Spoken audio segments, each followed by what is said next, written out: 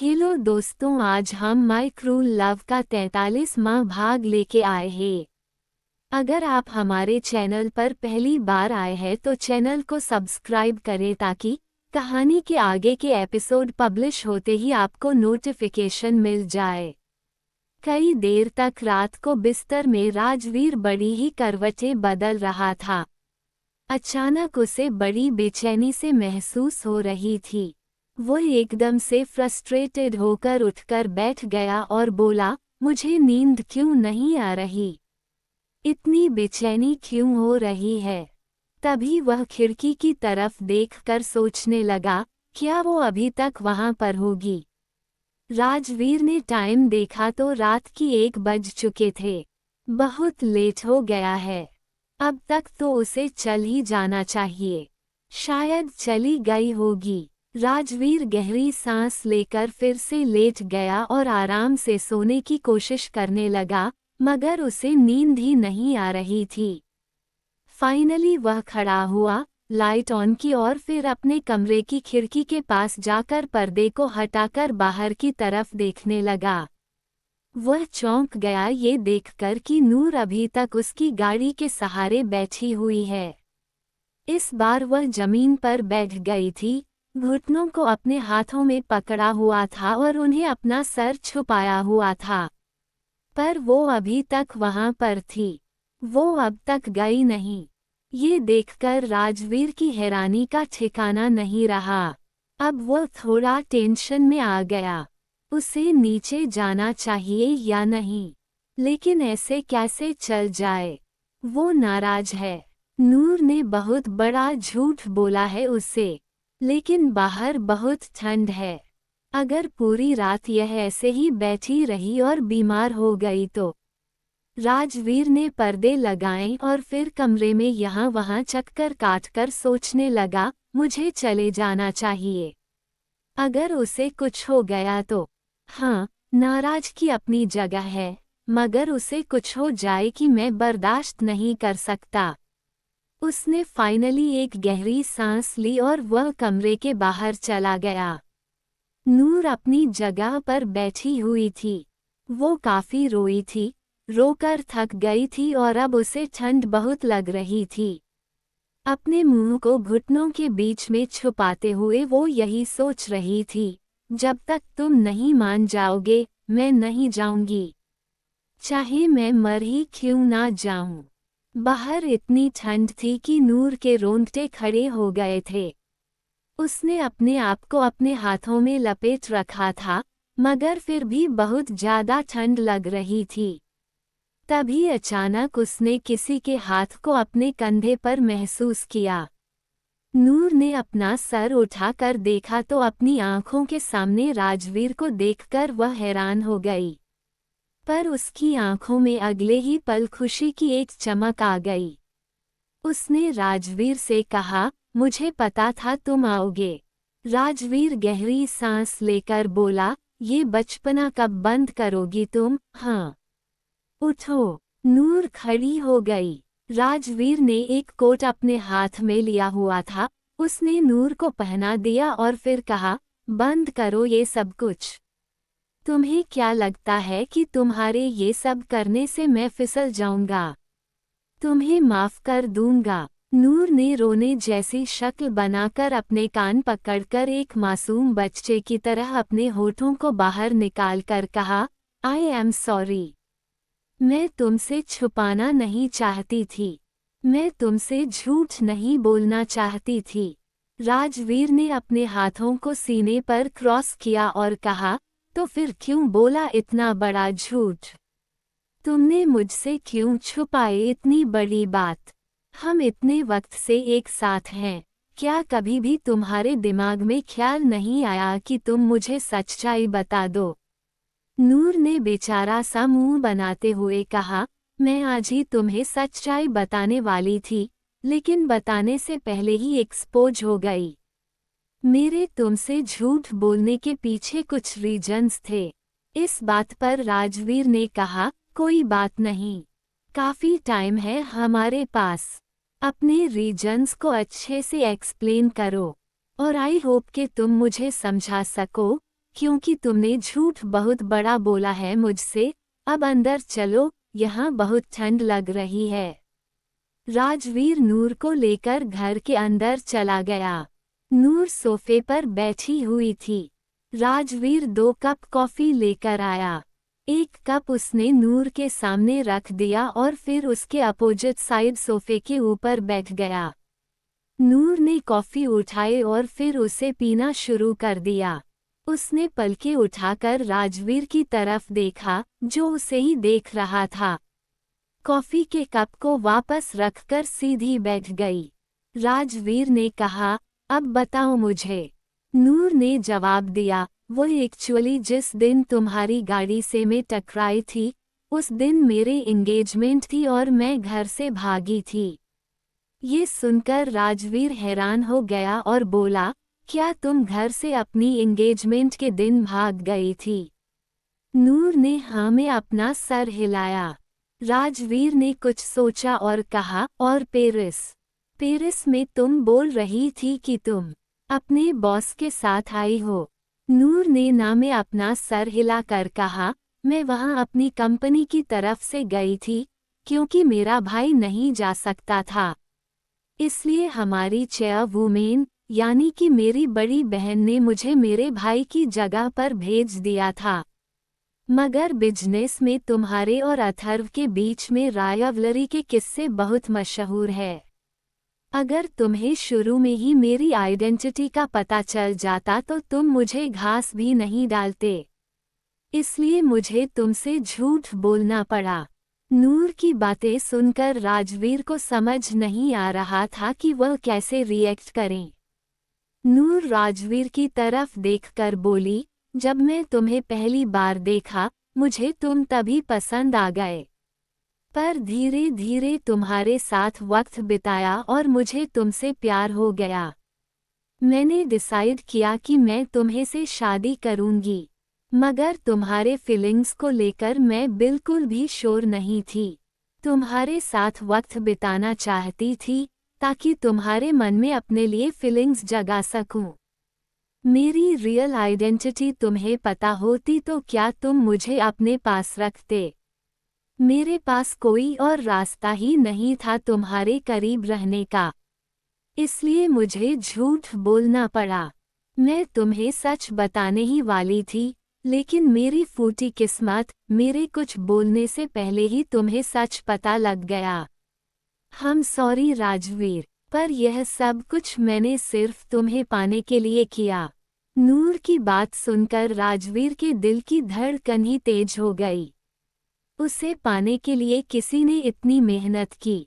वाकई में आज उसे थोड़ा सा स्पेशल फील हो रहा था। उसका दिल थोड़ा नर्म हो गया। उसने कहा, ठीक है, अगर कोई और भी झूठ तुमने मुझसे बोल रखा है, वह अभी बता दो।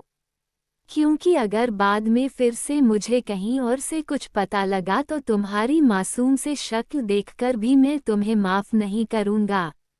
नूर ने राजवीर की तरफ आंखों में एक चमक के साथ देखा और बोली, नहीं, मैंने और कोई झूठ नहीं बोला तुमसे। क्या सच में तुमने मुझे माफ कर दिया? राजवीर ने कुछ सोचा और कहा, हाँ, थोड़ा थोड़ा कर दिया है, लेकिन थोड़ा थोड़ा अभी भी नाराज हो। नूर फटाफट राजवीर के पास भाग कर आई और उसके ऊपर कूद गई। अरे, क्या कर रही हो तुम? राजवीर एकदम से सोफे पर गिरने वाला था, पर अपने हाथ के सपोर्ट से उसने खुद को गिरने से बचाया और दूसरे हाथ के सपोर्ट से उसने नूर को, जो उसके ऊपर उछल पड़ी थी, उसे पकड़ लिया ताकि वह गिर ना जाए।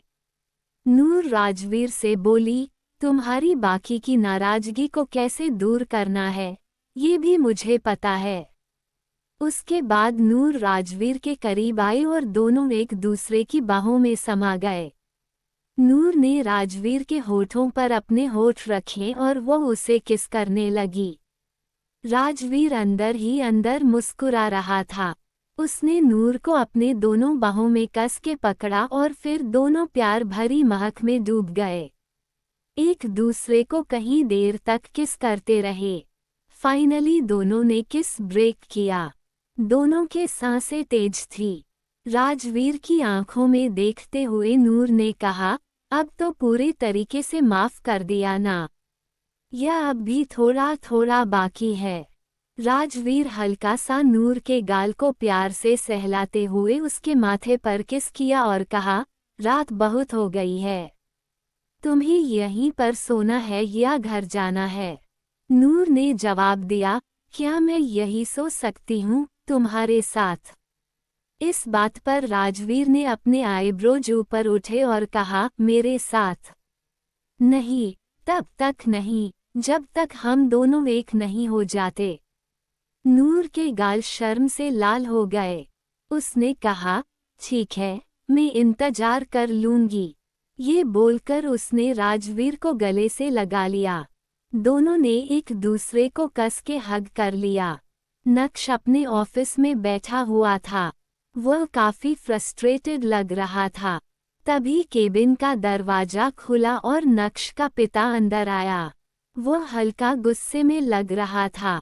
वहां पर आकर वह नक्श से बोला, एक और डील हमारे हाथ से निकल गई। नक्श, तुम आखिर कर क्या रहे हो? नक्श ने एक गहरी सांस लेकर अपने चेहरे को हाथों में लेकर कहा, अब सॉरी डैड, मैंने पूरी कोशिश की थी, लेकिन मैं प्रेजेंटेशन को ठीक से तैयार ही नहीं कर पाया। वो क्या है ना कि मैं जरा रूपाली को लेकर अस्पताल गया था और आजकल उसकी देखभाल में बिजनेस का ध्यान ही नहीं दे पा रहा हूँ। मयंक का डैड इरिटेट होकर वहां बैठ गया और बोला, तुमने आन्या को देखा है? मयंक वह सक्सेस की ऊंचाइयों को छू रही है, दिन ब दिन कितना ग्रो कर रही है। बड़े बड़े लोगों के साथ बड़ी बड़ी बिजनेसमैन जो कभी हमारे साथ हुआ करते थे। मुझे उनसे पता चला कि उनकी कंपनी के लागोस भी वही डिज़ाइन करने वाली है। कहाँ वह लड़की, एक तो इतनी खूबसूरत, ऊपर से इतनी सक्सेसफुल, और कहाँ ये रूपाली। जब से वह सीईओ बनी है, उसने कंपनी को हल्का सा भी प्रॉफिट नहीं करवाया। उनकी कंपनी बस लॉस में ही जा रही है और उसका असर हमारी कंपनी के ऊपर भी पड़ रहा है। कहाँ हमने ये सोचकर तुम दोनों की शादी करवाई थी कि इस शादी के बाद हमारा बिजनेस 4 गुना ज़्यादा बढ़ जाएगा, और यहाँ हमें नुकसान पर नुकसान हो रहा है। मुझे तो ऐसा लग रहा है कि रूपाली है ही मनहूस हमारे लिए। नक्श ने कहा, डैड, आप क्या बोल रहे हैं? वह मेरी वाइफ है, मेरे होने वाले बच्चों की माँ है। प्लीज ऐसा मत बोलिए। नक्श के डैड ने गहरी सांस लेकर नक्श के हाथ पर हाथ रखकर कहा, कभी कभी मुझे ऐसा लगता है कि वाकई में तुम्हारी शादी करवाने में हमने जल्दबाजी कर दी। कसम से, हमने थोड़ा और इंतजार किया होता तो शायद आज बात कुछ और होती। क्या अब भी कुछ बदल सकता है? I mean, क्या आन्या अभी भी तुमसे प्यार करती है? ये बात सुनकर नक्श थोड़ा सा चौंक गया और अपने दादा की तरफ देखने लगा। डैड, आप क्या बोल रहे हो? मैं शादीशुदा हूँ। प्लीज। नक्श के डैड में एक गहरी सांस लेकर कहा, हाँ, तो यह शादी कौन सा हमारे लिए कुबेर का खजाना भर रही है, हमें बर्बाद कर रही है। हमें लगा था कि रूपाली समझदार है, टैलेंटेड है, बिजनेस को आगे लेकर जाएगी, लेकिन नहीं, उसे सिवाय घूमने फिरने, शॉपिंग करने और तुम्हारे साथ वक्त गुजारने के अलावा कुछ भी नहीं आता। ऐसी नालायक लड़की से शादी कर दी हमने तुम्हारी। अब तो वाकई में हमें अफसोस हो रहा है। खैर, तुम्हें जो सही लगे। एक गहरी सांस लेकर नक्श का पिता उठा और वहां से चला गया। नक्श कुछ देर वहीं पर बैठा रहा। आन्या के बारे में अचानक ही उसके डैड ने जिक्र उठा दिया तो उसके दिमाग में उसी का चेहरा घूमने लगा। उसने फोन उठाकर इंटरनेट पर आन्या के बारे में कुछ सर्च किया। उसने आन्या को वहां देखा। वह वाकई में कामयाबी की सीढ़ियां चढ़ रही थी। बड़े बड़े लोगों के साथ कांटेक्ट में थी और अब तो उसके करियर में भी 4 चांद लग रहे थे। इन सब को अगर हटाकर उसे भी देखा जाए तो वह दिन ब दिन और भी ज्यादा निखरता जा रही थी, खूबसूरत होती जा रही थी। आन्या को एक बार फिर से देख नक्श के दिल की धड़कन तेज हो गई। उसे बचपन के वो लम्हे याद आने लगे जब वह आन्या के साथ गुजारा करता था। वह प्रॉमिस जो उसने अन्य से किए थे, उससे शादी करने के, उसके साथ घर बसाने के, बच्चे पैदा करने के और उसे बहुत खुश रखने के। कैसे एक ही झटके में उसने अपने सारे प्रॉमिस तोड़ दिए। आज उसके सीने में अजीब सा दर्द था। उस वक्त आन्या की आंखों में कितना दर्द था जब उसने पाया कि उसके इकलौते प्यार ने उसे धोखा दे दिया। नक्श को आज भी वो आंखें याद है। वह लम्हा भी याद है जब आन्या ने उसकी जान बचाने के लिए खुद की आंखों को खो दिया था। आन्या ने क्या कुछ नहीं किया उसके लिए। हर कदम पर उसने अपने प्यार को साबित किया। मगर उसने क्या किया? वह बेचारी उसी के लिए उसे घर में रुकी हुई थी, जहां उसे कभी प्यार नहीं मिला। और उसने क्या किया? उसे ही धोखा दे दिया और छोड़ दिया बीच रास्ते में। नक्श ने आंखें बंद करके एक गहरी सांस ली, एक दर्द से भारी गहरी सांस। रात को घर आया और अपने बेडरूम में चला गया। वह काफी थका हुआ लग रहा था। तभी कमरे का दरवाजा बंद हो गया। नक्श ने पीछे देखा तो एक बहुत ही होती और सेक्सी नाइटी में रूपाली वहां पर खड़ी हुई थी। उसकी सेक्सी अदाओं को देखकर उसके इरादे साफ पता लग रहे थे। वह चलकर नक्श के पास आई और उसकी बाहों में झूल गई। उसने अपनी बाहों को नक्श के गले में डाला और कहा, कितनी देर से मैं तुम्हारा इंतजार कर रही थी। तुम जानते हो ना कि मैं तुमसे 1 मिनट भी दूर नहीं रह सकती। तुम्हारा दूर जाना मुझे बहुत तकलीफ देता है। नक्श के आगे आए और उसके होठों पर अपने होठ रख दिए। नक्श ने पीछे करते हुए कहा, रूपाली, मैं बहुत ज्यादा थक गया हूँ और मुझे इस वक्त आराम की जरूरत है। उसने अपने कोट को निकाला और आराम से बिस्तर पर बैठ गया। रूपाली मुस्कुराकर उसके करीब आई, हल्का सा धक्का देकर उसे बिस्तर पर गिराया और उसके ऊपर चढ़ गई। उसने सेडिक्टिवली उसके चेहरे पर उंगली करते हुए कहा, तो फिर मैं किस लिए हूँ? तुम्हारी थकान दूर करने के लिए ही आई। आई लव यू, नक्श। आई लव यू वेरी मच। ये बोलकर रूपाली नक्श को किस करने लगी। नक्श भी कब तक रजिस्ट कर पाता। उसने भी धीरे धीरे अपनी आंखों को बंद किया और रूपाली के किस उसको एंजॉय करने लगा। पहले नक्श के होठों पर, उसके चेहरे, उसके गर्दन और कंधे पर।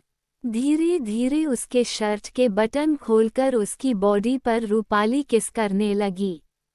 नक्श ने आंखें बंद की। रूपाली उसे किस कर रही थी, पर पता नहीं क्यों नक्श के दिमाग में इस वक्त ये चल रहा था कि इस वक्त उसके ऊपर रूपाली नहीं, आन्या है। आन्या का खूबसूरत चेहरा इमेजिन करके नक्श का दिल जोर जोर से धड़कने लगा। उसने रूपाली को कस के पकड़ लिया और ऐसा लग रहा था जैसे वह आन्या को पकड़ रहा है। उसने उसे करीब खींचा। रूपाली खुश हो गई और भी ज्यादा पैशनेटली उसे किस करने लगी। नक्श आंखें बंद करके आन्या को इमेजिन कर रहा था। उसने उसे अपनी बाहों में भर लिया, एकदम से उसे बिस्तर पर नीचे लेटा लिया और फिर पैशनेटली उसे किस करने लगा। रूपाली की खुशी का ठिकाना नहीं था। नक्श ने उसके उंगली में अपनी उंगलियों को फंसाया और पागलों की तरह उसे ऐसे किस कर रहा था जैसे बस मर ही जाएगा उसके बिना। नक्श को ऐसा महसूस हो रहा था कि उसकी बाहों में आन्या है और वह उसे किस कर रहा है। यह इमेजिन करके उसके नीचे का पार्ट बहुत ज्यादा हार्ड होने लगा था। उसकी शरीर का एक रोंगटा खड़ा हो गया था। वो उस पर टूट पड़ना चाहता था, उसे खा जाना चाहता था, पी जाना चाहता था। नक्श उसे पागलों की तरह किस कर रहा था। रूपाली को ये बहुत अच्छा लग रहा था। इतना अग्रेशन उसने नक्श में पहली बार देखा था और वो बहुत एंजॉय कर रही थी। उसने नक्श को अपनी बाहों में पकड़ा और कहा, नक्श, come on baby. I love you very much. I want you. I want to so much. Please baby. As I love you very much. ये बोलकर उसने नक्श को कस के अपनी बाहों में पड़ा। अचानक नक्श ने रूपाली की आवाज सुनी तो उसकी आंखें खुली और उसने महसूस किया कि उसके बाहों में आन्या नहीं है। वह सिर्फ आन्या को इमेजिन कर रहा था। उसने चेहरा पीछे किया तो रूपाली थी। अचानक नक्श के रुक जाने पर रूपाली थोड़ा कंफ्यूज होकर उसे देखने लगी। नक्श से देखकर एक सेकंड के लिए हल्का सा हैरान हो गया। रूपाली ने कहा, क्या हुआ बेबी? तुम रुक क्यों गए? नक्श का एकदम से दिमाग खराब हो गया, मगर उसने ज्यादा रिएक्ट नहीं किया। वह खड़ा हुआ और बोला, मुझे आराम करना है। मैं बहुत थक गया हूँ। ये बोलकर वह ठंडा शॉवर लेने के लिए बाथरूम के अंदर चला गया। रूपाली अपनी जगह पर शौक होकर बैठ गई। यह अचानक नक्श को क्या हो गया, उसे समझ नहीं आया। बाथरूम में जाने के बाद में उसने अपने सारे कपड़े उतार दिए और ठंडा शावर के नीचे खड़ा हो गया। उसकी सांसें तेज चल रही थी। उसने अपने आप से कहा, यह क्या था? मैंने उसे इमेजिन क्यों किया? रूपाली मेरी बाहों में थी मगर मैं उसके लिए इतना पागल नहीं हुआ। मैं आन्या के लिए इतना पागल था। यह क्या हो गया? मैंने उसे इमेजिन क्यों किया? नक्श समझ नहीं पा रहा था, लेकिन आन्या के बारे में सोचना उसे बेचैनी दे रहा था। उसके दिल को तड़पा रहा था। उसे बहुत ज्यादा उकसा रहा था। यहाँ तक इसका प्राइवेट पार्ट में बुरी तरह से हार्ड हो गया था जो रिलीज मांग रहा था। नक्श ने एक बार फिर से अपनी आंखों को बंद करके आन्या को इमेजिन किया। उसका खूबसूरत सा चेहरा, उसके गुलाबी से होंठ, उसकी टिमटिमाते हुई आंखें, उसकी दुनिया की सबसे खूबसूरत मुस्कुराहट। वो सच में खूबसूरती का अजूबा है। आन्या के बारे में सोचते हुए नक्श की धड़कनें तेज हो जाती है। वह अपने प्राइवेट पार्ट को अपने हाथ में पकड़ता है और फिर आन्या को इमेजिन करके अपने आप को रिलीज देता है। नक्श अपने ऑफिस में बैठा हुआ था। तभी अचानक उसके पास एक कॉल आई। उसने कॉल रिसीव की। तभी उसे दूसरी तरफ से रूपाली के रोने की आवाज आई। नक्श भागता हुआ अस्पताल में आया और उसने देखा कि रूपाली अपनी मॉम के साथ वहां बैठी हुई है। रूपाली की मॉम बहुत जोर जोर से रो रही है और रूपाली अपनी मॉम को संभालने में लगी हुई है। नक्श तुरंत उनके पास दौड़ कर आया। उसने कहा, आंटी, व्हाट हैपेंड? उन लोगों ने सर उठाकर नक्श को देखा। रूपाली तुरंत खड़ी होकर नक्श के सीने से चिपक गई और रोने लगी। नक्श को कुछ समझ नहीं आया। रूपाली ने कहा, नक्श, डैड, उनकी हालत बहुत ज्यादा खराब है। वो आईसीयू में है। नक्श हैरान होकर बोला, लेकिन आज से अचानक उनकी हालत कैसे खराब हो गई? रूपाली की मॉम ने जवाब दिया, काफी वक्त से उनकी हालत खराब थी, मगर वो अपनी हेल्थ को इग्नोर करते रहे। लेकिन आज सुबह बहुत ज्यादा बुरी तरह से उनकी तबीयत खराब हो गई, तो उन्हें इमरजेंसी में हॉस्पिटल लेकर आना पड़ा। तभी अचानक डॉक्टर बाहर निकलते हैं। रूपाली, नक्श और रूपाली की मॉम तुरंत खड़े हो डॉक्टर के पास जाते हैं। इतने में नक्श के मम्मी पापा भी वहां पर पहुंच जाते हैं। डॉक्टर रूपाली की मॉम को बताते हैं, देखिए, हालात को आपको इतना बिगड़ने देना ही नहीं चाहिए था। उनको आपको बहुत पहले ही एडमिट करवा देना चाहिए था। रूपाली के मॉम ने घबराहट के साथ कहा, क्या बात है डॉक्टर? सब ठीक तो है ना? रूपाली ने भी कहा, डॉक्टर, मेरे डैड को क्या हुआ है? सब ठीक तो है ना? वो ठीक तो हो जाएंगे ना? डॉक्टर ने जवाब दिया, आप लोगों को कोई झूठा दिलासा नहीं दूंगा, लेकिन उनकी जान पर बहुत बड़ा खतरा है। ये सुनकर सबकी आंखें फटी की फटी रह गई।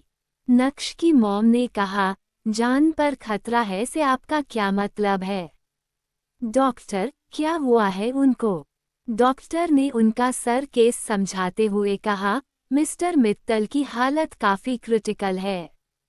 उन्हें chronic kidney disease CKD stage 5 है, जिसे and stage renal disease ESRD भी कहते हैं। इसका मतलब है कि उनकी किडनियां अब पूरी तरह फेल हो चुकी हैं और शरीर में टॉक्सिन्स जमा हो रहे हैं। बिना डायलिसिस या किडनी ट्रांसप्लांट के उनकी जान बचाना मुश्किल होगा। सब सुनकर सबकी आंखें फटी की फटी रह गई। रूपाली की मॉम तो इतनी ज्यादा शॉक थी कि वो अपने आप को संभाल ही नहीं पाई।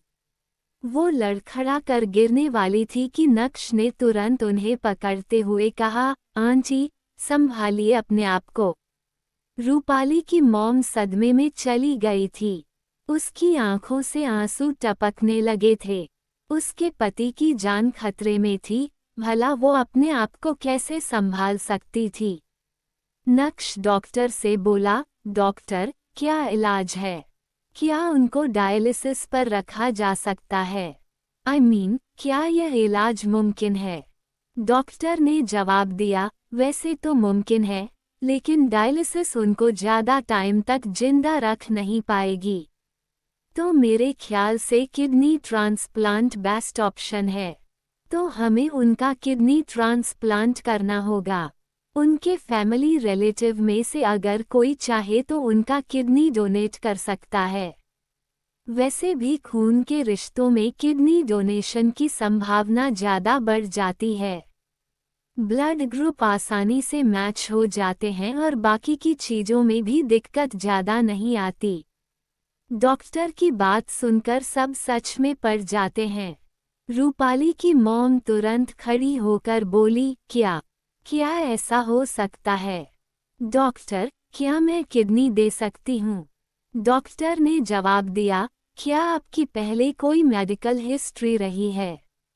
रूपाली की मॉम कुछ सोचते हुए कहती है, हाँ, मुझे पहले ब्लड प्रेशर की बहुत ज़्यादा प्रॉब्लम थी। हाई ब्लड प्रेशर रहता था। मुझे टाइप 2 डायबिटीज भी डायग्नोज हुई है। मैं दवाएं लेती हूँ, लेकिन कभी कभी शुगर कंट्रोल से बाहर हो जाती है। इस बात पर गंभीरता से विचार करते हुए डॉक्टर ने कहा, I am sorry Mrs Mittal, लेकिन आपने किडनी नहीं दे सकती। ऐसी हालत में अगर आपने उन्हें किडनी दी, आपकी और उनकी दोनों की जान पर खतरा आ सकता है। किडनी फेल्योर के चांस बहुत ज़्यादा हो सकते हैं। तो आप उन्हें किडनी देने के लिए फिट नहीं है। ये सुनकर तो सब और भी ज़्यादा टेंशन में आ जाते हैं। तभी अचानक रूपाली की मॉम ने रूपाली की तरफ देखा, तो उसकी आंखों में उम्मीद की एक चमक आ गई। उसने तुरंत डॉक्टर से कहा, डॉक्टर, क्या मेरी बेटी रूपाली अपने पिता को किडनी दे सकती है? रूपाली ने जब ये सुना तो उसकी आंखें फट गई। व्हाट? किडनी? और वो नहीं, बिल्कुल नहीं। डॉक्टर ने कहा, वेल, क्या ये पूरी तरह से फिट है? अगर ऐसा है तो ये किडनी दे सकती है। इसमें कोई प्रॉब्लम नहीं है। हमें कुछ टेस्ट करने होंगे। अचानक किडनी की बात सुनकर नक्श और उसके घर वाले भी चौंक जाते हैं। रूपाली के मॉम रूपाली का हाथ पकड़कर बोली, बेटा, तुम डॉक्टर के साथ जाओ और टेस्ट करवाओ। जल्दी से अपने पापा को किडनी दो ताकि वो बच जाए। मुझे उनकी बहुत चिंता हो रही है। रूपाली अचानक हड़बड़ा जाती है। उसे समझ नहीं आता कि वो क्या बोले। उसके चेहरे का रंग जैसे सफ़ेद सा पड़ गया था। वो थोड़ा हिचकिचाते हुए बोली, लेकिन मैं कैसे किडनी दे सकती हूँ? मैं तो प्रेग्नेंट हूँ ना। डॉक्टर, मैं प्रेग्नेंट हूँ, मैं तो किडनी नहीं दे सकती। जब डॉक्टर यह सुनता है तो वो हैरान हो जाता है। हालांकि रूपाली किडनी देने से बहुत डर रही थी। वो बिल्कुल नहीं दे सकती थी। पहले अपने डैड की जान बचाने के लिए वो खुद की जान कैसे खतरे में डाल सकती थी? बिल्कुल भी नहीं। लेकिन प्रेगनेंसी उसके पास अच्छा खासा बहाना हो गया। डॉक्टर ने कहा, तो अच्छा, अगर आप प्रेग्नेंट हैं तो फिर आपकी किडनी लेना भी बहुत मुश्किल है। क्या कोई और आपका सिबलिंग है, आपका सगा भाई बहन जो किडनी के लिए सूटेबल हो? तभी अचानक रूपाली की मॉम ने कहा, आन्या, आन्या ऐसा कर सकती है, वो किडनी दे सकती है। इस बात पर नक्श हैरान होकर बोला, क्या? लेकिन आन्या कैसे दे सकती है? और वो क्यों देगी? रूपाली की मॉम ने गुस्से में कहा, क्यों नहीं देगी? वो भी हमारी बेटी है, हमने पैदा किया है उसे। तो क्या वो अपने पिता की जान बचाने के लिए अपने किडनी नहीं दे सकती? रूपाली, तुम उसे फोन करो और बुलाओ यहाँ पर। इस बात को लेकर रूपाली थोड़ा सा सच में पड़ जाती है, मगर अच्छा ही है। वैसे भी उसे अन्य से कोई फर्क नहीं पड़ता। उसने कहा, मॉम, आप चिंता मत कीजिए, सब ठीक हो जाएगा। रूपाली नक्श से बोली, तुम्हारे पास तो दीदी का नंबर है ना? तो उसके पास कॉल करो और उनको अस्पताल आने के लिए बोलो ना। नक्श सुनकर थोड़ा सा चौंक जाता है और सच में पड़ जाता है। क्या उसे आन्या को बुलाना चाहिए? क्या वो आएगी? नक्श के मॉम डैड भी अब सच में पड़ गए थे। फाइनली नक्श मत करके अन्य को कॉल लगाता है और उसे बस इतना कहता है कि अस्पताल में उसकी ज़रूरत है और वो हॉस्पिटल आ जाए, क्योंकि उसके पापा की हालत बहुत ज़्यादा खराब है। वो आईसीयू में है। कुछ ही देर में आन्या चंचल के साथ अस्पताल में आती है। चंचल इरिटेट होकर कॉरिडोर में आगे बढ़ते हुए बोली, तो मैं क्या जरूरत थी यहाँ पर आने की? अरे, जब उन लोगों ने तुम्हें अपनी बेटी नहीं माना तो तुम क्यों उनके लिए इतनी टेंशन ले रही हो? आन्या ने जवाब दिया, चाहे कुछ भी हो, मैं उन्हें ऐसी हालत में तो मिलने से मना नहीं कर सकती थी। चलो, देखते हैं क्या होता है। ये बोलकर वो आगे बढ़े। जल्दी ही आने अपने फैमिली, मतलब अपनी सिर्फ नाम के फैमिली के पास पहुंच गई, जहां पर सब लोग इसका बेसब्री से इंतजार कर रहे थे। आन्या को देखकर नक्श तुरंत उसके पास गया और बोला, तुम आ गई। आन्या कंफ्यूज होकर बोली, क्या हुआ है? मिस्टर मित्तल को तो मैं अर्जेंटली मुझे यहाँ पर क्यों बुलाया है? नक्श ने कहा, तुम्हारे डैड की हालत काफ़ी ज़्यादा खराब है। वो आईसीयू में है और तुम्हारी मदद की ज़रूरत है उन्हें। आन्या कंफ्यूज हो गई। एक्चुअली नक्श भी बोलने में काफ़ी हिचकी जा रहा था। उसका मन नहीं कर रहा था आन्या को ये बोलने का कि उसे यहाँ पर क्यों बुलाया गया है। तभी आन्या आगे आई। उसकी मॉम और रूपाली ने भी उसकी तरफ देखा। रूपाली आन्या के पास आकर उसे गले लगाकर बोली, दीदी, फाइनली आप आ गई। आपकी हम लोगों को बहुत ज़्यादा ज़रूरत थी। डैड को आपकी बहुत ज़्यादा ज़रूरत है, उनकी हालत बहुत ज़्यादा क्रिटिकल है। ये सुनकर आन्या कंफ्यूज थी। अगर मिस्टर मित्तल की हालत क्रिटिकल है, वो आईसीयू में है, तो उसमें उन लोगों को आन्या की क्या ज़रूरत है? अचानक उसकी याद किस लिए आई? हम लोग ये समझ नहीं पा रहे थे। तभी रूपाली की मॉम वहां आई और आन्या से बोली, जैसा कि तुम्हें बता दिया गया है, तुम्हारे डैड इस वक्त आईसीयू में हैं और तुम्हें उनकी जान बचानी है। अपनी मॉम की बात सुनकर आन्या कंफ्यूज होकर बोली, मैं समझी नहीं, आप कहना क्या चाहती हो? साफ साफ बताइए। आन्या की मॉम ने एक गहरी सांस लेकर कहा, उन्हें किडनी की ज़रूरत है और मैं ये चाहती हूँ कि तुम अपनी एक किडनी उनको दो ताकि उनकी जान बच सके। ये सुनकर आन्या की आंखें शौक से बड़ी हो गईं। उसने उम्मीद तक नहीं की थी। आन्या के साथ साथ चंचल भी बहुत ज्यादा शौक हो गई। इन लोगों की हिम्मत की तो दाद देनी पड़ेगी। कमाल के बेशर्म लोग हैं। आन्या ने कहा, क्या किडनी? रूपाली की मम्मी थोड़ी कड़क आवाज में बोली, हाँ, उन्हें किडनी की जरूरत है और तुम्हें उन्हें किडनी देनी है ताकि उनकी जान बच सके। अपने डैड के लिए इतना तो तुम कर ही सकती हो, आखिर वो पिता हैं तुम्हारे। रूपाली आन्या के हाथों को अपने हाथों में पकड़कर बोली, दीदी, मैं प्रेग्नेंट हूँ, वरना मैं खुद अपनी किडनी देकर डैड की जान बचा लेती। उनकी जान से ज्यादा कीमती मेरे लिए कुछ भी नहीं है, लेकिन मेरी प्रेगनेंसी के चलते ना मैं उन्हें किडनी दे सकती हूँ और मॉम की डायबिटीज के चलते वो भी उन्हें किडनी नहीं दे सकती। अब सिर्फ आप ही हैं जो उनकी जान बचा सकती हैं।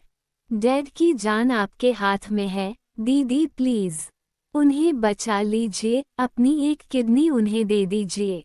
नक्श को समझ नहीं आ रहा था कि वो क्या बोले। नहीं रह पाया तो आगे आकर बोला, आंटी, रूपाली, आन्या की किडनी लेने की क्या जरूरत है? हम किडनी का अरेंजमेंट कहीं और से भी कर सकते हैं। कोई भी डोनर जो अपनी किडनी डोनेट करना चाहता है, हम उसे अच्छे खासे पैसे देकर किडनी खरीद सकते हैं। अंकल की जान बचाने के लिए इसमें आन्या की किडनी लेने की जरूरत नहीं है। रूपाली की मॉम ने नक्श की तरफ देखा और कहा, किसी और की किडनी उन पर कितना सूट करेगी, कितना नहीं, हमें कुछ नहीं पता। हम इतना बड़ा रिस्क नहीं ले सकते। आन्या उनका खून है, तो इसकी किडनी 100% मैच करेगी उनके साथ और कोई प्रॉब्लम नहीं होगी। वैसे भी एक किडनी देने पर आन्या मरेगी नहीं, लेकिन मेरे पति जरूर बच जाएंगे। उसके बाद आन्या की मॉम ने उसकी तरफ देखकर कड़क आवाज में जैसे ऑर्डर देते हुए कहा, आन्या, डॉक्टर के साथ जाओ। तुम्हारे कुछ टेस्ट करेंगे, उसके बाद तुम्हारा किडनी ट्रांसप्लांट का ऑपरेशन होगा। आन्या पत्थर की मूर्ति की तरह जमी हुई थी। वो कैसे किडनी दे सकती थी? वो भी तो प्रेग्नेंट है। वो कुछ बोल ही नहीं पा रही थी। मगर उसकी बेस्ट फ्रेंड होने के नाते फलक और चंचल अब और ज्यादा चुप कैसे रह सकती थी। आन्या का हाथ पकड़कर चंचल ने उसे पीछे किया और कहा, वैसे मैंने ना सुना था कि पूत कपूत हो सकता है, पर माता कभी कुमाता नहीं हो सकती। लेकिन सॉरी आंटी जी, आपको देखकर ना ये कहावत बिल्कुल छोटा साबित होती है। अचानक एक अनजान लड़की को उनके घर के मामले में बोलता देख मिसेज मित्तल की आंखें सिकुड़ गई और वो बोली, कौन हो तुम? और हमारे बीच में बोलने वाली तुम होती कौन हो? चंचल ने जवाब दिया, और आन्या से उसकी किडनी मांगने वाली आप कौन होती हो? आपको जरा भी शर्म नहीं है? जब उसे अपने परिवार की सबसे ज्यादा जरूरत थी, तब आप लोगों ने उसे अपनी जिंदगी से ऐसे निकाल फेंका जैसे दूध में से मक्खी। और अब जब आपको उसकी जरूरत है, तो आप उसकी किडनी तक निकालने को तैयार हो। शर्म आनी चाहिए आप लोगों को। आप जैसी औरत को माँ शब्द का इस्तेमाल करने का कोई हक नहीं। मिसेस मित्तल को इतना गुस्सा आया कि वो चंचल को थप्पड़ मारने के लिए अपना हाथ उठा देती हैं, पर चंचल के गाल पर थप्पड़ पड़ने से पहले ही आन्या उनका हाथ हवा में ही रोक लेती है। उसकी आंखों में गुस्सा उतर आया था। मिसेस मित्तल, रूपाली और बाकी सब लोग चौंक गए थे। अपनी मॉम के हाथ को झटकते हुए आन्या ने कहा, कोशिश भी मत करना उसे हाथ लगाने की। और उसने कुछ भी गलत नहीं कहा। क्या सोचकर आप लोगों ने मुझे फोन करके यहाँ बुलाया कि मैं उन्हें किडनी दूंगी अपनी उनकी जान बचाने के लिए? जब आप लोगों से मेरा कोई रिश्ता ही नहीं, तो मैं इतना बड़ा सैक्रिफाइस क्यों करूं? और किस लिए? दीदी, आप क्या बोल रही हो? वो हमारे डैड हैं। आपको उनकी जान बचाने के लिए ऐसा करना चाहिए। रूपाली बोली। आन्या ने कहा, मेरे डैड? ना ही वो मेरे डैड हैं और ना ये मेरी मॉम है। भूल गई। जो भी उस घर में मेरे हिस्से का था, सब कुछ इन्होंने तुम्हारा नाम करवा दिया और मुझे धक्का देकर घर से बाहर निकाल दिया। उसी वक्त उन लोगों ने अपने सारे रिश्ते मुझसे तोड़ दिए थे। तो अब किस हक से वो अपने आप को मेरा मॉम डैड बोल रहे हैं? मुझे तुम लोगों से कोई फर्क नहीं पड़ता। और हाँ, किडनी तो देना बहुत दूर की बात है, मैं अपना एक नाखून काटकर भी तुम लोगों को ना दूं। आन्या जाने लगती है। मैसेज मित्तल का गुस्सा उसकी आंखों में उतर आता है। वो आन्या का हाथ पकड़कर अपनी तरफ खींचती है और एक जोरदार थप्पड़ उसके गाल पर जड़ देती है। आन्या के लिए ये अचानक हुआ, इसलिए वो संभल नहीं पाई। वो गिरने ही वाली थी कि नक्श तुरंत उसे पकड़ लेती है। आंटी जी, आप क्या कर रही हैं? चंचल और आन्या शॉक थी। मैसेज मित्तल आन्या के कंधे को पकड़कर अपनी तरफ करती है और गुस्से में बोलती है, घटियापन की भी हद होती है, और तुमने सारी हदें पार कर दी। आज तुमने साबित कर दिया कि तुम्हें घर से निकालकर हमने कोई गलती नहीं की। अरे, तुम्हें इतनी भी शर्म नहीं है? तुम्हारे डैड मरने वाले हैं, तुम कम से कम उन्हें अपनी किडनी देकर बचा लो। लेकिन नहीं, तुम जैसी औलाद तो होनी ही नहीं चाहिए। आन्या भी गुस्से में अपनी मॉम के हाथ झटक कर बोली, जिसे अपनी औलाद का पूरा हक दिया है ना, उसे क्यों नहीं बोलते किडनी देने के लिए? वो दे देगी। मेरी किडनी की क्या ज़रूरत है? मैं तो वैसे भी तुम लोगों की कुछ नहीं लगती, है ना? रूपाली ने जल्दी से कहा, दीदी, ऐसी बात मत करो। आप ऐसा क्यों बोल रही हो? अगर मैं दे सकती तो ज़रूर मैं ही किडनी देती, मगर मैं प्रेग्नेंट हूँ। नक्श का बच्चा पल रहा है मेरे पेट में। मैं कैसे किडनी दे सकती हूँ?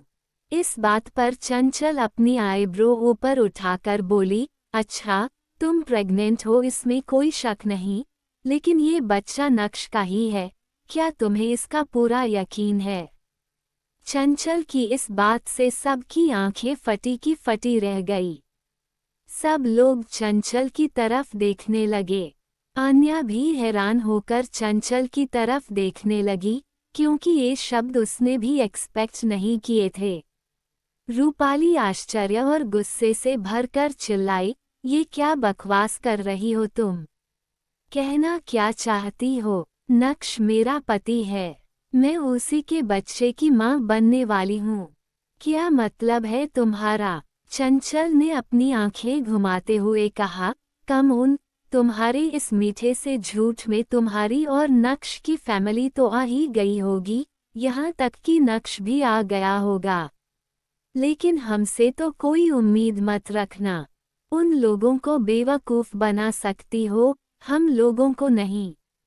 नक्श हैरान था, आन्या भी। मिसेज मित्तल गुस्से से उबलने लगी और बोली, ये लड़की क्या बकवास कर रही हो? कुछ भी बोल रही है, मैं इसकी यही जुबान खींच लूंगी। चंचल ने जवाब दिया, मेरी जुबान खींच लेने से तुम्हारी कैरेक्टरलेस बेटी का सच नहीं बदलेगा। शादी किसी और से, और पेट में बच्चा किसी और का। और तुम लोग हमेशा से आन्या के कैरेक्टर पर उंगली उठाते रहते थे, जिसे तुम लोग इतना सराहते हो। जरा ये तो देख लो कि असल में वो कैसी लड़की है। ये सुनते ही सबके चेहरे का रंग सफ़ेद पड़ गया। नक्श के मॉम डैड भी पूरी तरह से शॉक्ड थे। नक्श गुस्से और संदेह से भरकर बोला, मतलब क्या है तुम्हारा? किसी और का बच्चा? आखिर तुम कहना क्या चाहती हो? आन्या हैरान होकर चिल्लाई, चंचला ये तुम क्या बोल रही हो? जल में आन्या की तरफ देखते हुए कहा, आई एम सॉरी, आन्या। मैं ये नहीं बोलना चाहती थी, लेकिन इन लोगों ने अपनी बोलने की हाथों को पार कर दिया, तो मुझे भी चुप नहीं रहा गया। और ये जो तुम्हारी चरित्रवान सो कोल्ड बहन है ना, इसका चरित्र कितना अच्छा है, इसके बारे में तो मैं बहुत पहले जान चुकी थी। पिछले हफ्ते में इस अस्पताल में अपने डैड के साथ आई थी उनका चेकअप करवाने के लिए। उसी वक्त मुझे यहाँ पर कुछ ऐसा पता चला कि मैं खुद को वीडियो रिकॉर्डिंग करने से रोक नहीं पाई। अभी दिखाती हूँ। चंचल ने अपना फोन निकालकर वो वीडियो रिकॉर्डिंग उनकी और उसके बाद नक्श की तरफ बढ़ते हुए कहा, ये लो अपनी सो कॉल्ड लॉयल वाइफ की करतूत, तुमको अपनी आंखों से ही देख लो। सब लोगों की हैरानी का ठिकाना नहीं था। नक्श, उसके मॉम डैड, सब लोग मोबाइल की स्क्रीन पर देखने लगे। एक गायनेकोलॉजिस्ट वहां पर खड़ी हुई थी। तभी वहां पर रूपाली आ गई। उसने गायनेकोलॉजिस्ट को पैसों की बहुत बड़ी बड़ी गड्डियां दी और कहा, डॉक्टर, आपको पता है ना कि आगे क्या करना है। गायनेकोलॉजिस्ट ने हाँ में अपना सर हिलाया और कहा, हाँ ठीक है, तुम चिंता मत करो, किसी को भी ये पता नहीं चलेगा कि ये बच्चा तुम्हारे पति का नहीं है। रूपाली डॉक्टर से बोली, सब कुछ अब आपको ही हैंडल करना है डॉक्टर। पता नहीं मुझे क्या हो गया था। नक्श के साथ मेरी बहुत बुरी लड़ाई हो गई। उसके बाद मैं क्लब में चली गई, वहां जाकर शराब पी और तभी एक लड़का मुझ पर लाइन मारने लगा।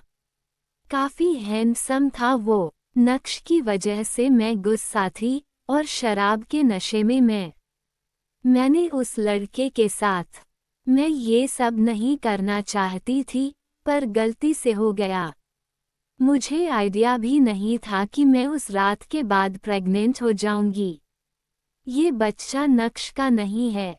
अगर उसे पता चल गया तो मेरे लिए बहुत बड़ी प्रॉब्लम खड़ी हो जाएगी। और मैं नहीं चाहती कि किसी को कभी भी इस बच्चे का असली सच पता चले। डॉक्टर, ये सब आपको छुपाना है। मैं सारी जिम्मेदारी आप पर सौंप रही हूँ। आपको ही सब हैंडल करना है। गायनेकोलॉजिस्ट ने कहा, चिंता मत करो, बस तुम मुझे मेरी पेमेंट करती रहना और तुम्हारा राज में राज बनाकर छुपा कर रखूंगी। वीडियो खत्म हो गई, लेकिन सबके चेहरे का रंग उड़ चुका था, खास करके रूपाली।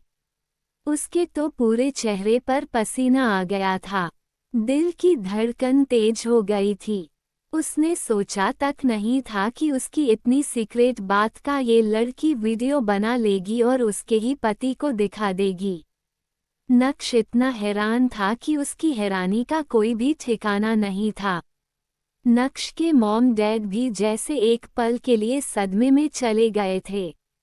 रूपाली नक्श से बोली, नहीं नहीं नक्शा, ये लड़की झूठ बोल रही है। ये वीडियो फेक है। इसमें मैं नहीं हूँ। इसमें एडिटिंग की गई है। ये लड़की झूठ बोल रही है। नक्श। इस बात पर चंचल ने अपनी आईब्रोज ऊपर उठाई और कहा, अच्छा, मैं झूठ बोल रही हूँ। तो फिर इस गायनेकोलॉजिस्ट के पास जाओ और पूछो। अगर ये मेरी बात को झूठ बोले तो ये वीडियो उसको दिखा देना और बोलना कि अगर बात सच निकली तो उसका लाइसेंस कैंसल करवा दिया जाएगा। फटाक से अपने मुंह से सच बोलेगी कि उसने पैसे खाए हैं। उसने तुम्हारी बीवी और बच्चे का सच छुपाने के लिए तुम्हारे बच्चे को लेकर झूठ बोला है। ये किसी और के साथ मुंह काला करवा कर आई है। चंचल की बात सुनकर रूपाली को इतना गुस्सा आया कि वो उस पर हमला करने के लिए लपकी, लेकिन आन्या ने बीच में आकर रूपाली को वहीं पर रोक दिया और कहा, अगर उसे हाथ भी लगाया तो मुझसे बुरा कोई नहीं होगा। रूपाली नक्श से बोली, नक्श, ये दोनों झूठ बोल रही हैं। मैंने तुम्हें आन्या से छीन लिया था ना, इसलिए ये भी तुम्हें मुझसे छीनना चाहती हैं। हमारी शादीशुदा जिंदगी को बर्बाद करना चाहती हैं। ये बच्चा तुम्हारा ही है। मेरा यकीन करो। मैं तुमसे प्यार करती हूँ नक्श। मैं सिर्फ तुमसे प्यार करती हूँ। इस वक्त जैसे नक्श को कोई यकीन ही नहीं हो रहा था। उसका दिमाग पूरी तरह से ब्लैक हो गया था। नक्श का पापा आगे आया और बोला, इतना बड़ा धोखा, इतना बड़ा झूठ। किसी और के बच्चे को तुम हमारे खानदान का वारिस बनाने वाली थी। रूपाली ने कहा, नहीं पापा, ये लड़की झूठ बोल रही है। अरे, आप इसकी बात पर विश्वास कैसे कर सकते हैं, जो खुद 3 साल पहले किसी और के साथ ये झूठ बोल रही है। ये सिर्फ मेरे चरित्र को खराब साबित करने की कोशिश कर रही है आप लोगों की नज़रों में।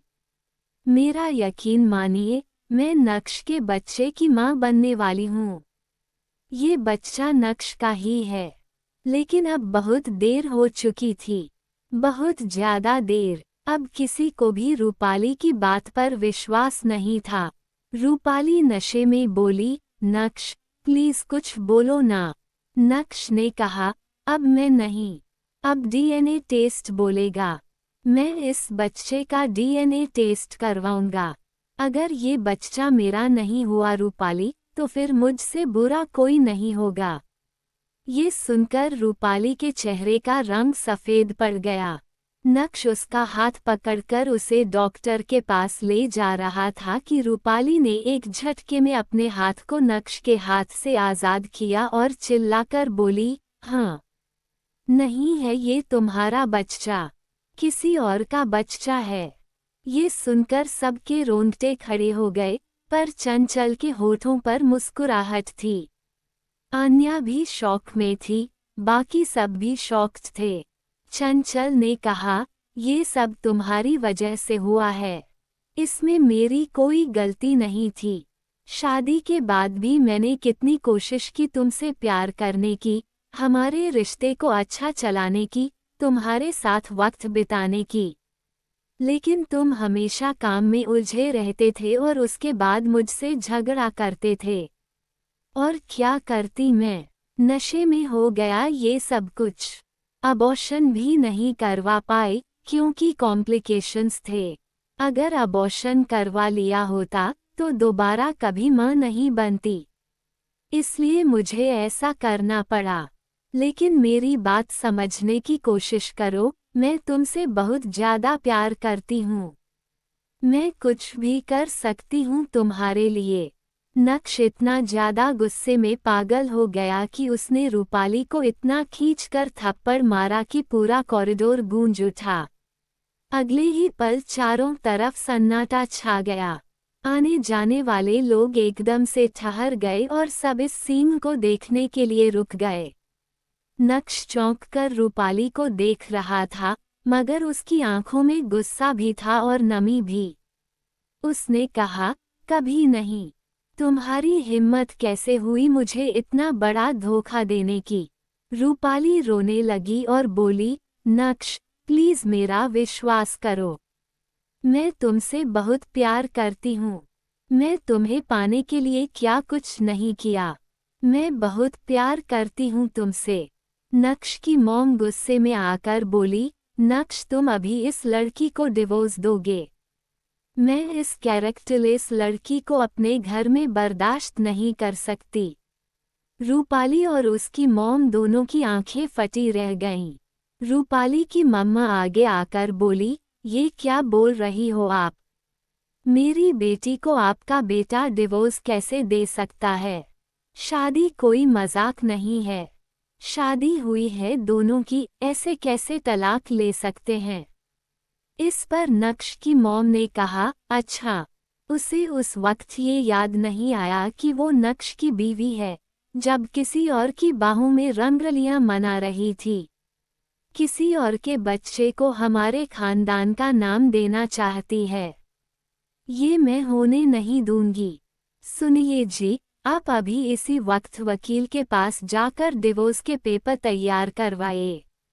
मैं इस लड़की को एक और दिन अपने घर की बहू बर्दाश्त नहीं कर सकती। इनका अभी इसी वक्त तलाक होगा।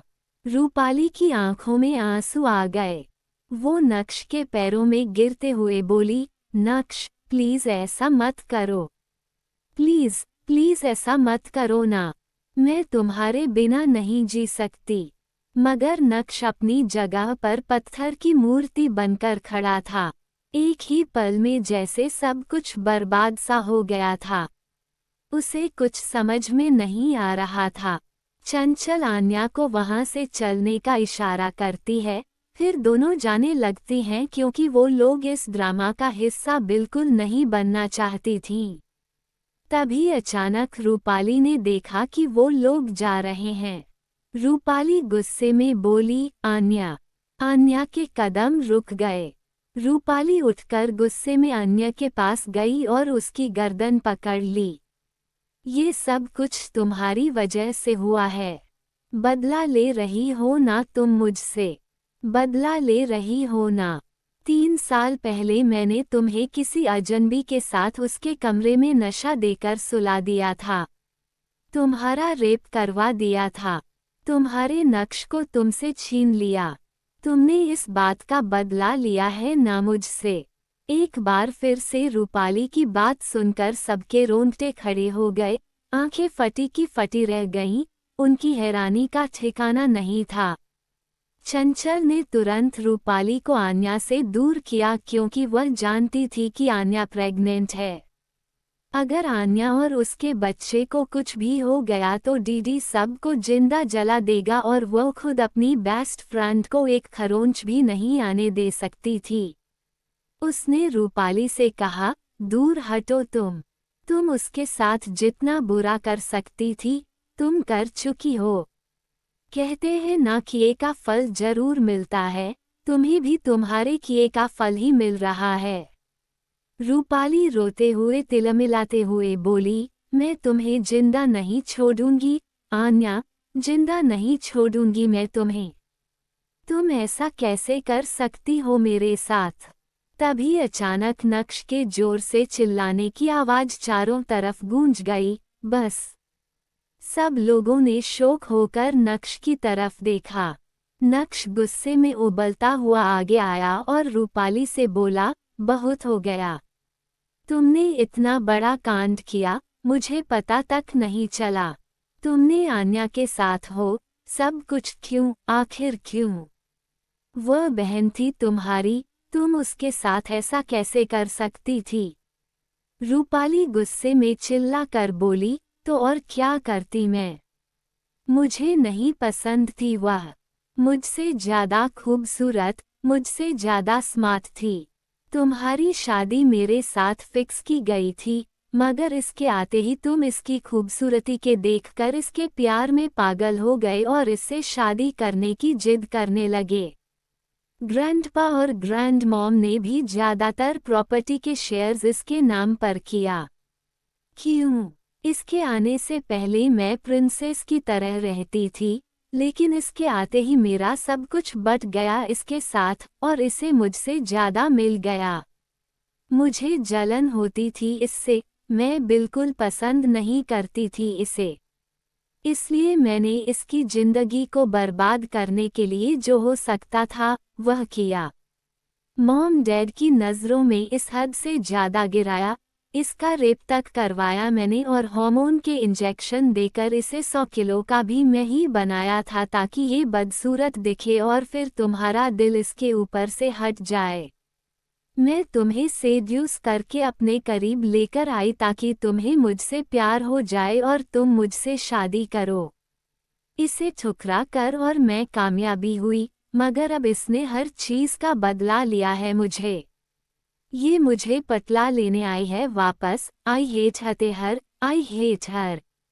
मैं जान से मार डालूंगी इसे। चंचल की बातों से सबके मानो दिल से दहल गए। वह इतना बड़ा प्लान कर सकती है, किसी को यकीन तक नहीं हो रहा था। मगर नक्श को इस वक्त सबसे ज्यादा गुस्सा अपने आप पर आ रहा था। सब कुछ उसकी आंखों के सामने हुआ, पर उसने कभी कुछ नोट नहीं किया। रूपाली की मॉम भी हद से ज्यादा हैरान थी। तभी अचानक एक आदमी वहां पर आया और बोला, मिस आन्या यहाँ पर कौन है? सब लोग उसे आदमी की तरफ देखने लगे। वह शायद कोई डॉक्टर था। आन्या ने कहा, जी डॉक्टर, क्या हुआ? डॉक्टर ने जवाब दिया, आपने अपने फादर के लिए जो किडनी अरेंज करवाई थी वह आ चुकी है। जल्दी ही उनका ऑपरेशन होगा और उसके बाद वह ठीक हो जाएंगे। ये बोलकर डॉक्टर चला गया। सबकी हैरानी का ठिकाना नहीं था, यहाँ तक कि खुद अन्य की हैरानी का भी। वह नहीं जानते थे उसने कब किडनी अरेंज करवाई, ये कब हुआ।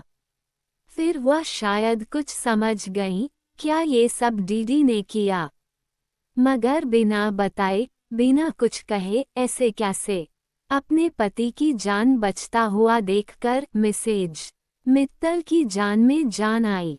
उसे राहत के साथ आए, मगर रूपाली की बातें अब तक उसके दिमाग में गूंज रही थीं। वह सोच भी नहीं सकती थी कि जिस बेटी को उसने इतना प्यार दिया, इतना दुलार दिया, एक राजकुमारी की तरह पाला, उसने ये सब किया। नक्श रूपाली से बोला, तुम जाओ यहाँ से, मैं तुम्हारी शक्ल भी नहीं देखना चाहता। डिवोर्स के पेपर तुम्हारे घर भिजवा दिए जाएंगे, अब मैं तुम्हें अपनी आंखों के सामने बर्दाश्त नहीं कर सकता। रूपाली फूट फूट कर रोने लगी। उसने नक्श से बहुत माफ़ी मांगी, पर नक्श ने उसे पर कोई रहम नहीं दिखाया। वो रहम के लायक नहीं थी जो अपनी बहन के साथ ऐसा कर सकती थी। वो किसी भी हद तक गिर सकती थी और इस बात को सब समझ चुके थे। आने जाने लगे कि तभी अचानक नक्श की आवाज में उसे रोक लिया, आन्या। आन्या रुक गई, पलट कर नक्श की तरफ देखा, आंखों में ढेर सारा गिल्ट और दर्द लेकर। नक्श आन्या के पास आया और अपने हाथ जोड़ लिए। मुझे माफ कर दो, आन्या, जहां मुझे तुम्हारा सबसे ज्यादा साथ देना चाहिए था, तुम्हें संभालना चाहिए था, मैं फेल हो गया। तुमने तो दिल खोलकर मुझसे प्यार किया था, लेकिन मैं ही तुम्हारे प्यार के लायक नहीं था। प्लीज, मुझे माफ कर दो।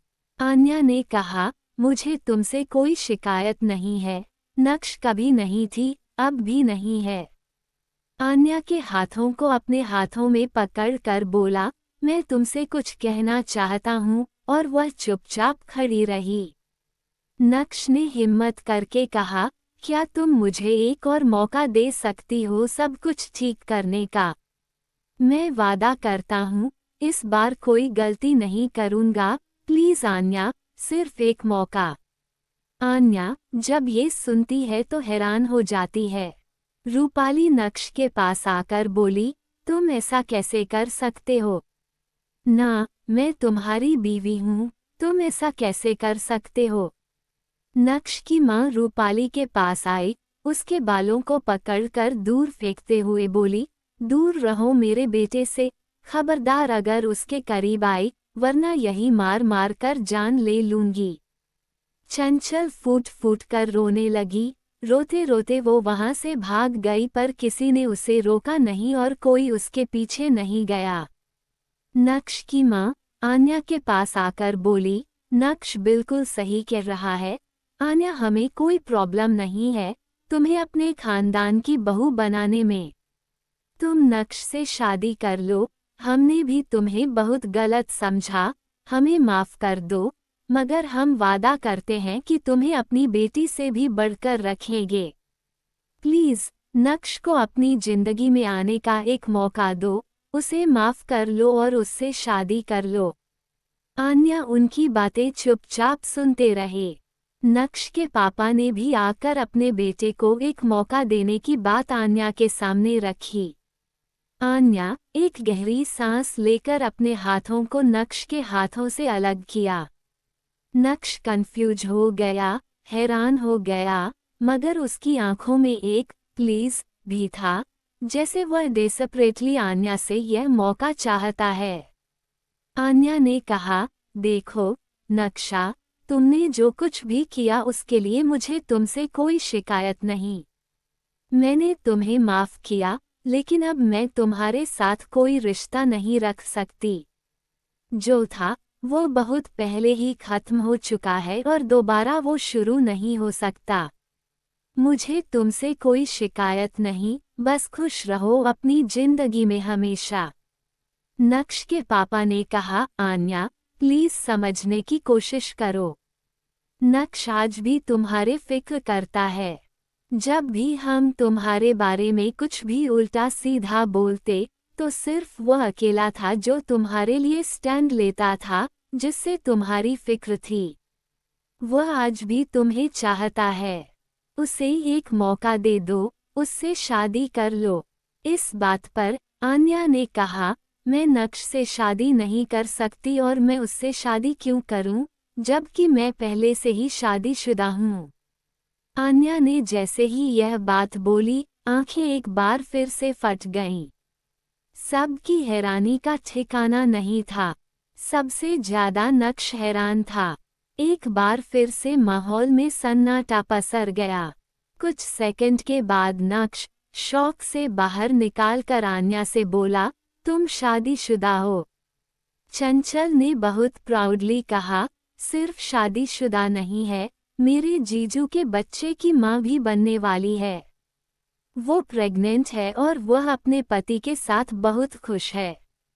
उसका पति उसे किसी प्रिंसेस से कम नहीं रखता। सही कहते हैं लोग, अच्छे लोगों के साथ आज नहीं तो कल अच्छा होता ही है। सब लोग बस पत्थर की जनता राज जमकर खड़ी रह गई। आन्या नक्श से बोली, मैं हमेशा दुआ करूंगी कि तुम खुश रहो जिंदगी में, गुड लक। ये बोलकर वो चंचल के साथ वहां से चली गई। नक्श ने आंखें बंद कर ली और आंसू की कुछ बूंदें उसके आंखों से टपक गईं। आज एक बार फिर से उसने आन्या को पाने में देर कर दी और उसे खो दिया। अब आगे कहानी में क्या होगा ये जानने के लिए बने रहे मेरे साथ। कहानी पसंद आई हो तो वीडियो को लाइक, शेयर और कमेंट करें। आप चाहते हैं कि मैं आगे के एपिसोड कंटिन्यू करूं तो कमेंट करें।